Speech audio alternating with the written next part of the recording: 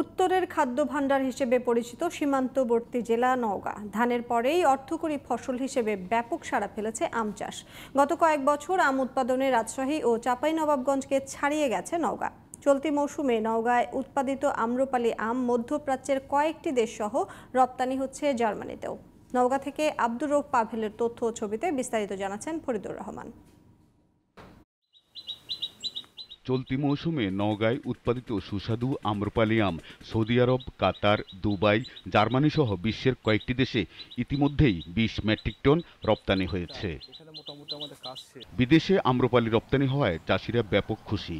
তাই দিনরাত আমগুলোর যত্ন নিচ্ছেন চাষিরা। আম রপ্তানির ফলে বেশ লাভবান হচ্ছেন বাগান মালিক সহ ব্যবসায়ীরা। আমটা দেশের বাইরে এই রূপালিটাই বেশি যায় এবং ব্যানানা ম্যাঙ্গো এটা আসলে নওগাঁ জেলাতেই হয়, কিন্তু আমার এই বরাদ্দটা চাপাই থেকে আমাদেরকে কেটে দেওয়া হয়। তো আমরা আশা করব যে আমাদের নওগাঁ জেলায় বরাদ্দটা দেওয়ার জন্য তাহলে আমরা কৃষকেরা সরাসরি এখান থেকে আম পাঠাতে পারব। আমরা নওগাঁর জন্য আলাদা করে বিদেশে আমটা রপ্তানি করতে পারলে আমাদের সাপারের জন্য প্রচণ্ড লাভবান হতাম। সরকারের পক্ষ থেকে উঠোন বৈঠকের মাধ্যমে আম চাষিদের সচেতন করা হচ্ছে। তবে আরও বেশি করে আম বিদেশে রপ্তানি করতে কৃষি বিভাগ কার্যকরী পদক্ষেপ গ্রহণ করবে বলে জানান এই কর্মকর্তা।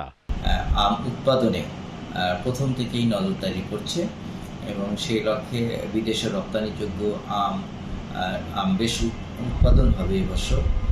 এই রপ্তানিকারকরা এখানে ভ্রমণ করলেই বুঝতে পারবে যে নওগাঁর আমের কোয়ালিটি এবং এর গুণগত মান।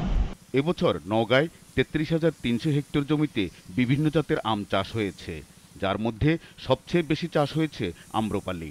এবছর আরও 1000 মেট্রিক টন আম বিদেশে রপ্তানির লক্ষ্যমাত্রা নির্ধারণ করা হয়েছে। Faridur Rahman, GTV news.